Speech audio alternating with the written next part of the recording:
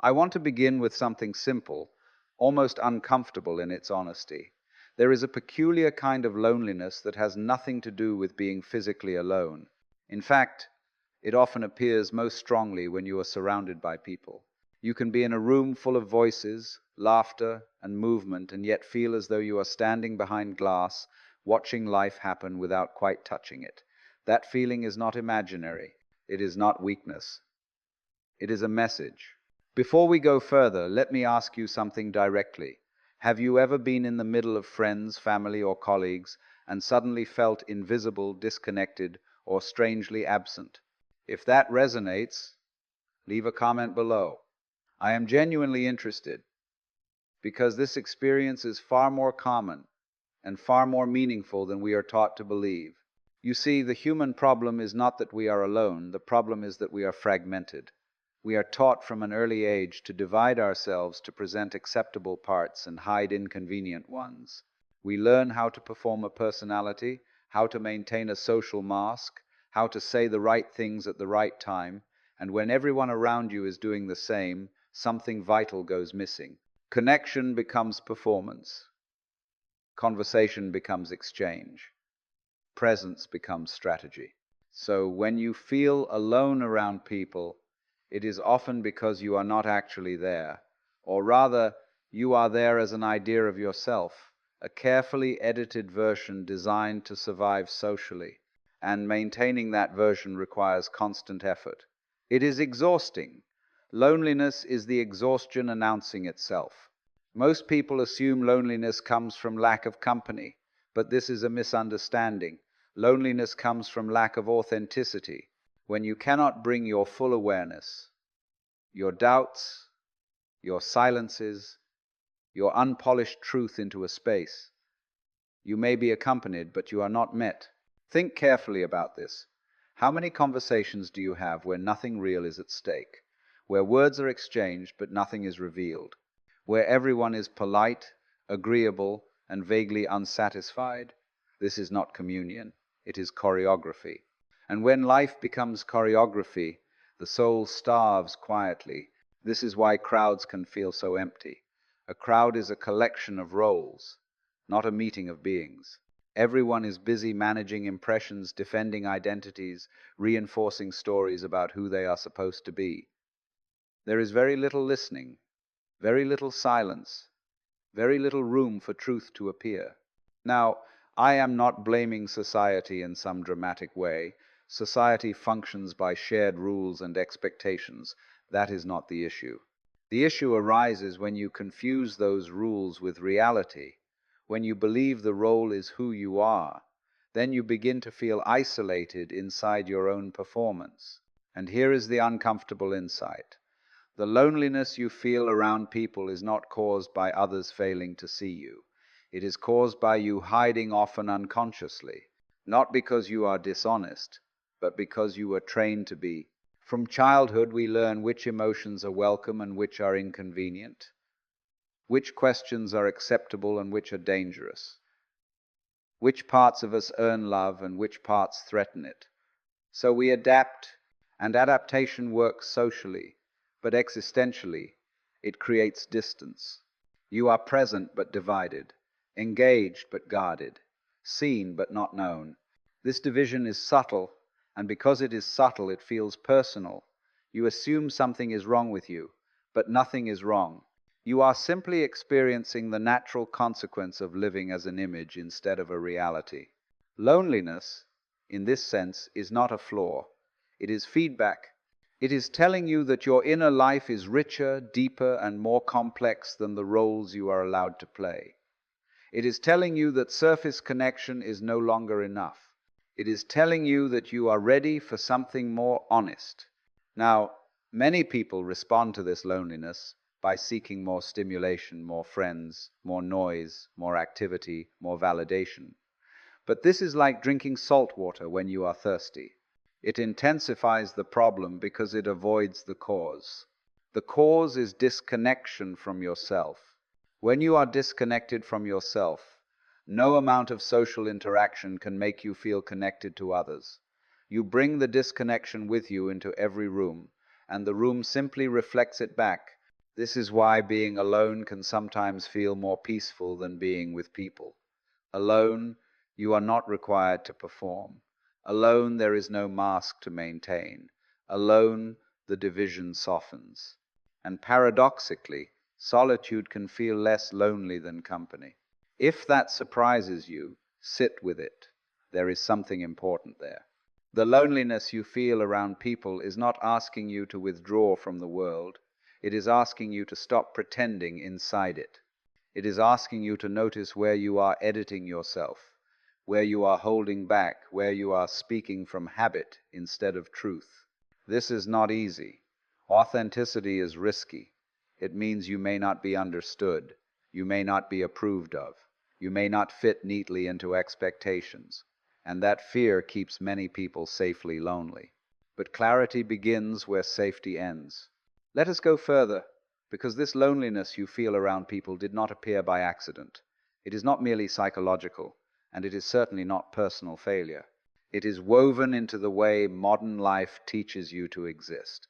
We live in a world that emphasizes interaction over presence. You are encouraged to connect constantly, but rarely invited to be still. Communication is abundant. Communion is rare. And when communication replaces communion, something essential is lost, something that cannot be recovered through more talking, more messaging, or more social activity. You see, genuine connection does not happen between roles. It happens between silences. It happens when two people are not trying to get somewhere, prove something, or protect an image. But our culture is deeply uncomfortable with silence. Silence exposes uncertainty, and uncertainty threatens control. So we fill the space. We talk to avoid listening. We joke to avoid depth. We share opinions to avoid vulnerability. And in doing so, we remain isolated together, each person enclosed within their own carefully managed identity. This is why you can feel unseen even when people are looking directly at you. They are not seeing you. They are seeing a version of you that fits into their expectations. And you, in turn, are seeing versions of them. Everyone is polite. Everyone is appropriate. Everyone is lonely. Now notice this carefully. Loneliness intensifies when you feel you must be someone in order to belong. The moment belonging becomes conditional, presence disappears. You are no longer there as awareness. You are there as a product. And products must be consistent. This consistency is what suffocates the living self. Because the living self is fluid, contradictory, unfinished. It does not always know what it thinks. It does not always feel coherent. It changes moment to moment. And society does not know what to do with that. So you learn to compress yourself into something manageable. The result is a strange inner tension. Outwardly you are participating. Inwardly you are observing yourself participate. And that observer, the one watching, adjusting, editing, never gets to rest. That is the real source of exhaustion. That is the real source of loneliness. You are split into the one who performs and the one who watches. Now here is something crucial. This loneliness is not asking you to be louder, funnier, or more interesting. It is asking you to stop monitoring yourself so closely. It is asking you to let go of the constant question, how am I coming across? That question is poison to presence. Presence does not evaluate itself. Presence simply is. But to be present means risking awkwardness. It means allowing pauses. It means not immediately knowing what to say. It means letting conversations breathe instead of steering them. And this is terrifying to the ego, because the ego survives through control. So instead, we cling to familiarity. We repeat the same stories. We express the same opinions. We laugh at the expected moments. And we wonder why, at the end of the evening, we feel strangely hollow. The hollowness is honesty breaking through. You might think the solution is to open up, to reveal more of yourself, but that too can become a performance if you are not careful. Vulnerability can be acted. Depth can be rehearsed. Even authenticity can become another mask. The real shift happens not when you reveal more, but when you resist less. When you stop trying to be interesting, you become interesting. When you stop trying to connect, connection happens. When you stop trying to belong, you discover that you already do not as a character in the story, but as the space in which the story unfolds. This is subtle, and because it is subtle, it is often overlooked. You are not lonely because you lack people. You are lonely because you are relating from the surface of yourself, and the surface, no matter how polished, is always thin. Depth recognizes depth. When you allow yourself to rest in awareness instead of identity, something changes in your relationships. You listen differently, not to respond, but to hear. You speak differently, not to impress, but to express. And you begin to notice that some connections fall away. This is not a failure. It is clarification. Not everyone can meet you where you are no longer pretending, and that is all right. Clarity simplifies life. It removes what cannot follow you into honesty. This can feel like loss, but it is actually alignment. The loneliness you feel around people is often the final protest of a false self that is no longer convincing. It is the discomfort of outgrowing surfaces. It is the sign that you are ready for contact that does not depend on performance. And yes, there may be fewer people there, but the connection, when it appears, will be unmistakably real. Now we arrive at the quiet turning point, the place where this loneliness, so long misunderstood, reveals what it has been guiding you toward all along. And what it reveals is not a technique, not a social strategy, not a way to be more likable or more accepted. It reveals a shift in identity itself. You discover that the deepest connection you are seeking is not between you and other people. It is between you and life. Most people attempt to use relationships to solve an existential problem. They hope that being seen, loved, or included will give them a sense of reality, of grounding, of worth. But relationships were never meant to carry that burden. When you ask another human being to confirm your existence, the connection becomes strained, and loneliness persists even in closeness. This is why you can be surrounded by people and still feel absent. You are looking outward for something that can only be realized inwardly, not as an idea, but as an experience. When you stop demanding that others complete you, something extraordinary happens. The pressure dissolves. You are no longer approaching people as solutions to a problem. You meet them as expressions of the same mystery you are part of, and suddenly even brief encounters feel alive. This is the great misunderstanding. People believe connection is created through effort, but real connection is revealed through relaxation. When you are no longer trying to be someone, you finally arrive as yourself. And yourself, in this sense, is not a personality. It is awareness. It is the simple fact of being here. Notice how different this feels.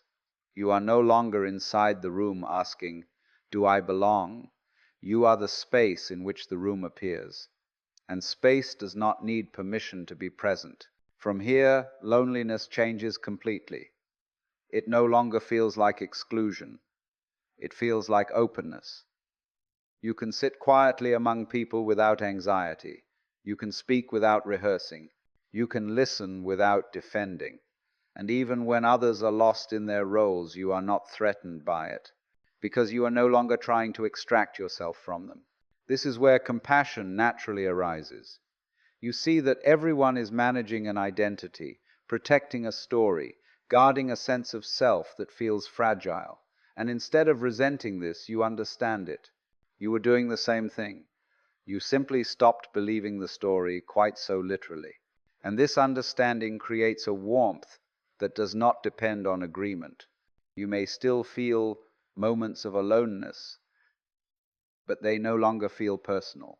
They feel spacious, like standing under a vast sky. There is no urgency to escape them, no need to fill them. They are complete as they are.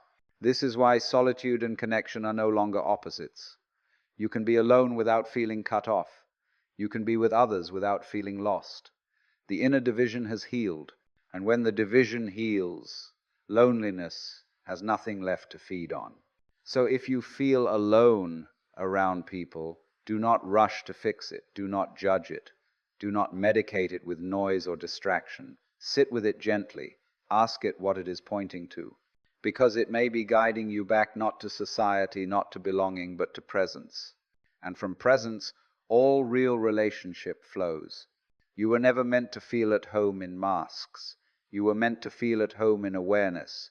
And when you return there, you will find that the loneliness you feared was not a sign of disconnection at all, but the sign that you were finally ready to stop living at the surface of your life. And from that depth, even the simplest human connection becomes enough.